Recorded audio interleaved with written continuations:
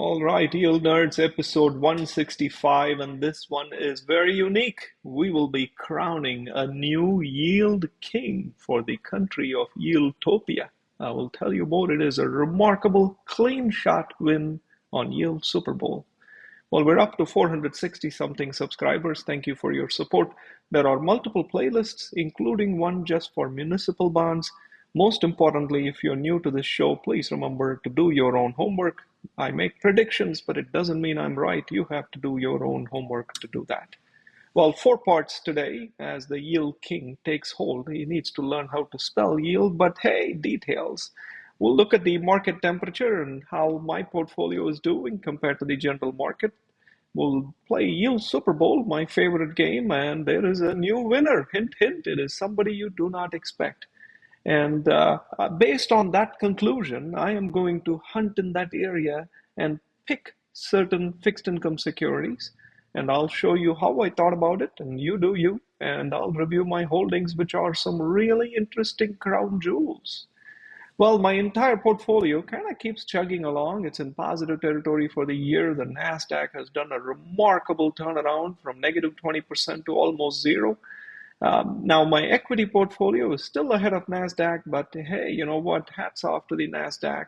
It is pulling right back along. And the reason I'm able to sleep is because I drink my own Kool-Aid.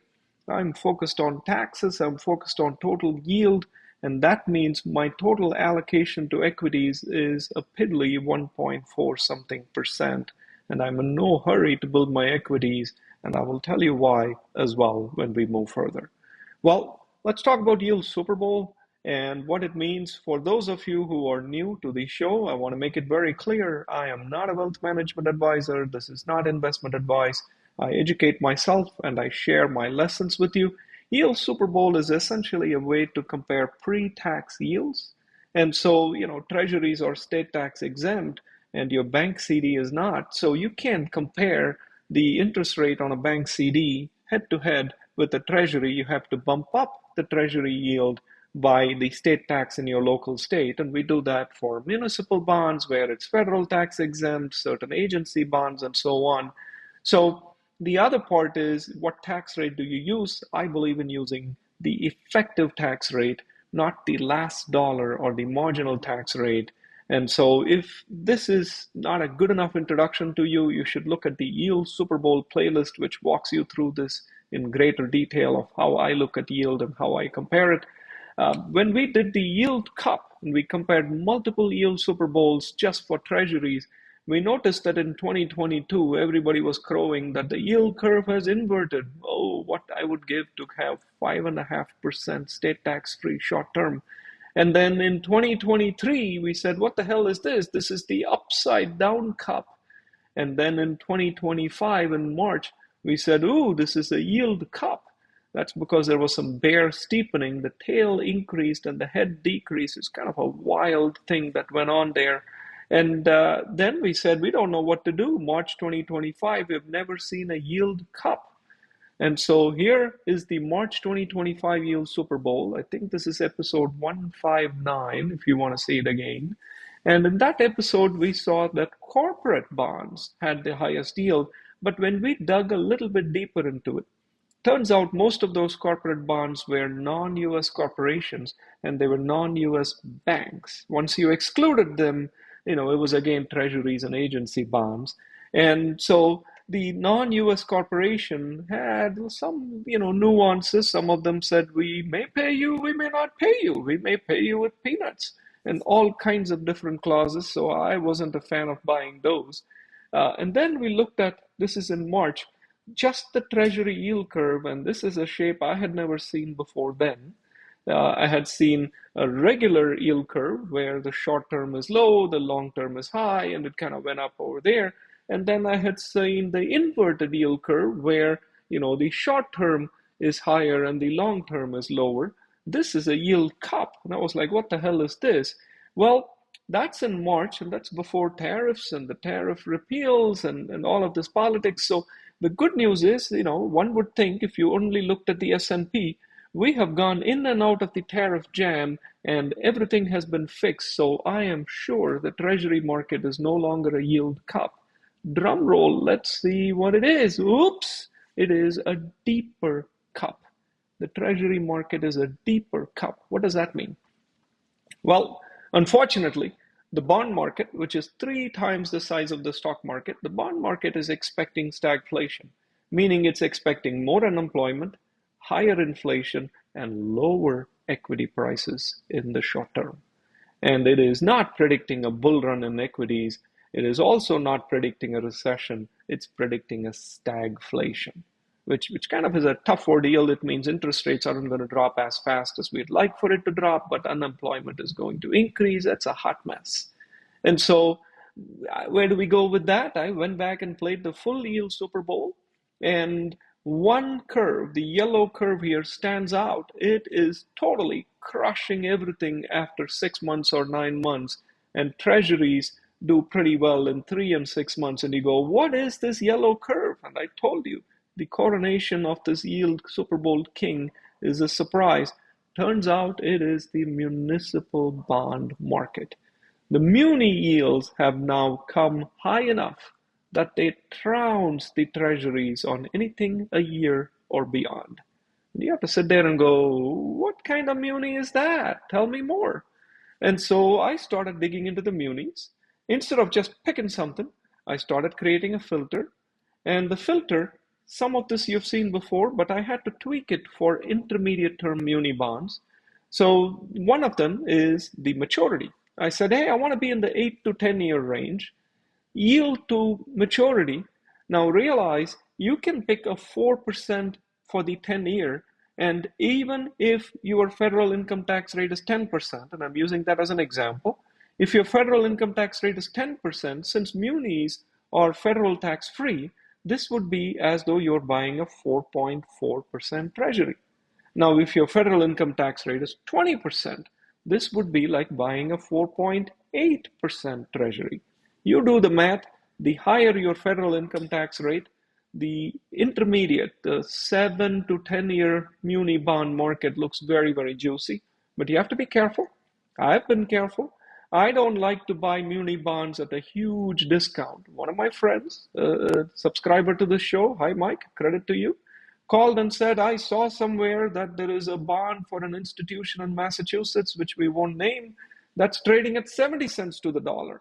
If you buy bonds that trade at 70 cents to the dollar, the yield to maturity will look astounding, but most of that yield to maturity, assuming you even hold it to maturity for 30 years, most of that yield is ordinary income.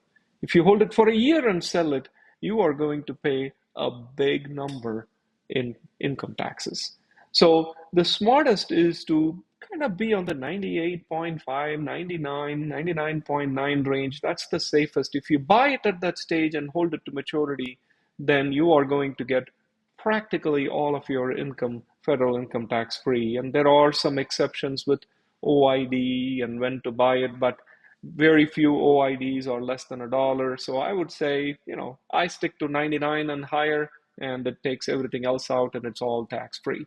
Now, what about ratings? I look for A plus or higher, and you just throw in the AMT just in case. So what does that give you? On Schwab, what it gives you is not sorted by yield to maturity, so you have to click the YTM column to sort it descending by yield to maturity again. And you can see there's some in Arizona, some in Missouri, North Carolina, Georgia, California. I really like that because it's a big variation in geography. You're not concentrated in one. And so the thing that strikes me immediately is the quantity. You can see how the quantities are 15,000, 5,000, and so on. What this is telling you is that there isn't a lot of volume in this area. And when people sell, they sell smaller numbers. And that means if you buy it, you better plan to hold it to maturity. Otherwise, you're going to have trouble selling it. And so I buy the 7, 10-year munis with the full intention to hold them to maturity. However, I do a little bit more digging deeper. What do I do that? Now I click into the volume area. It's also called trade history on Schwab. And I go to 2 years, and you can see that this bond has barely sold. I won't buy that one. Sorry, Huntington Beach, California. Well, here is one. This is the Walt Disney Family Museum. And I'm like, oh, Walt Disney, that's pretty cool. It has a nice volume. There are people buying and selling. So this would be something I would dig deeper.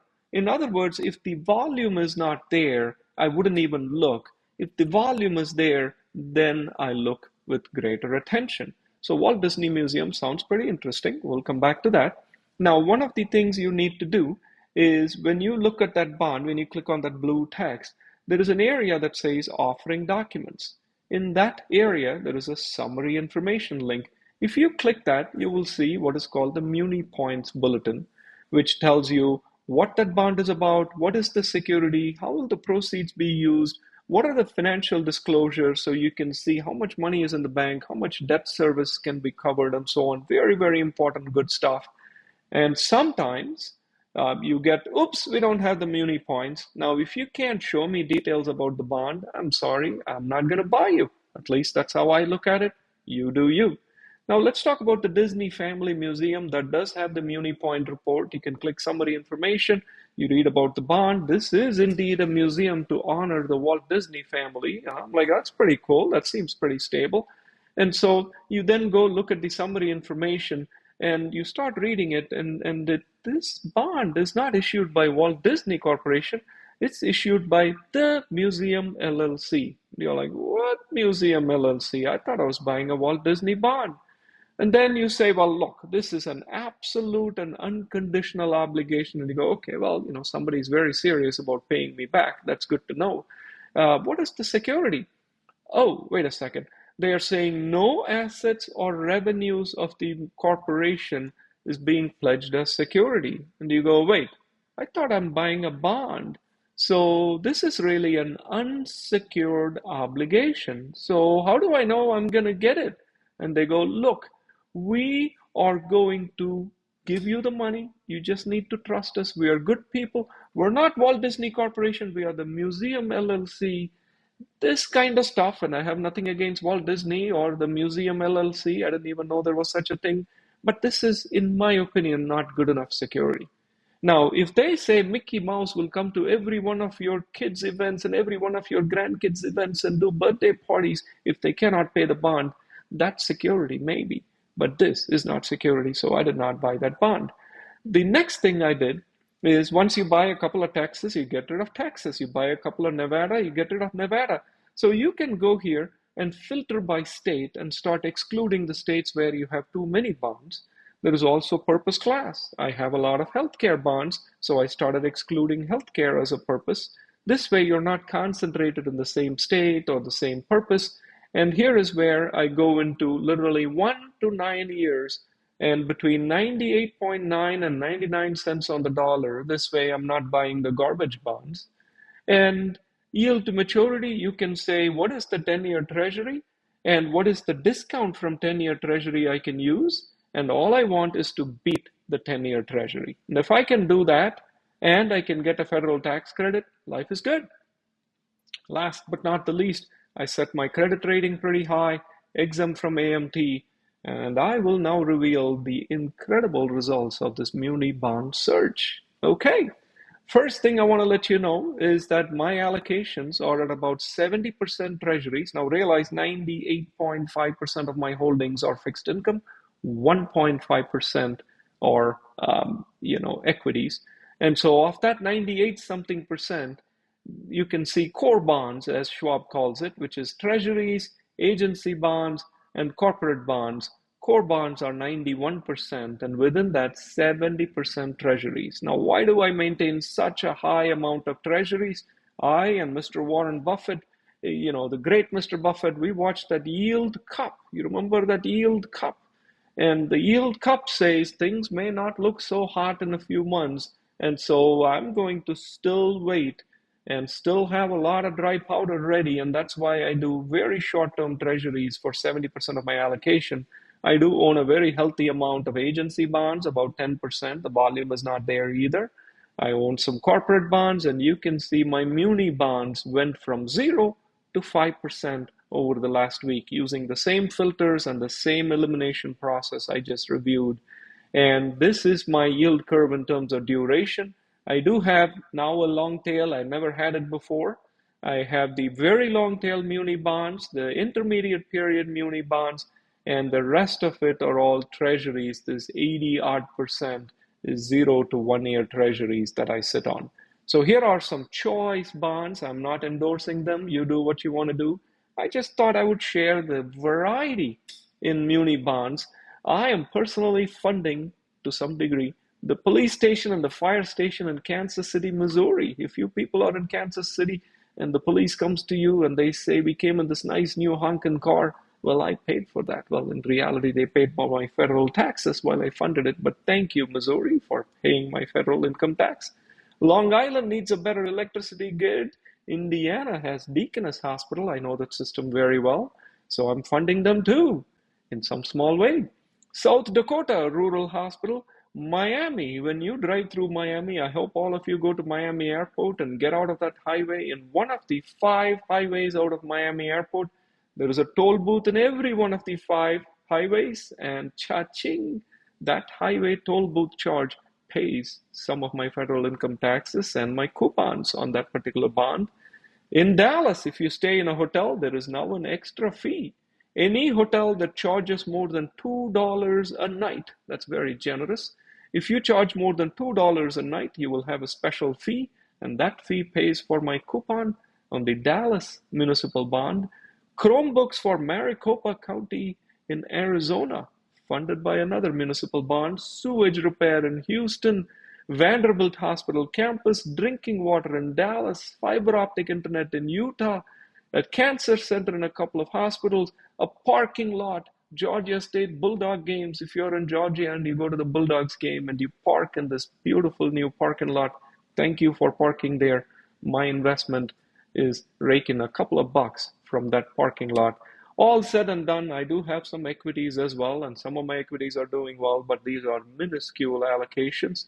And here is a set of equities that are doing well. And I have some dogs too. And the bottom of my dog pile is Amazon and Alphabet because I bought them at the wrong time, but I don't intend to sell them.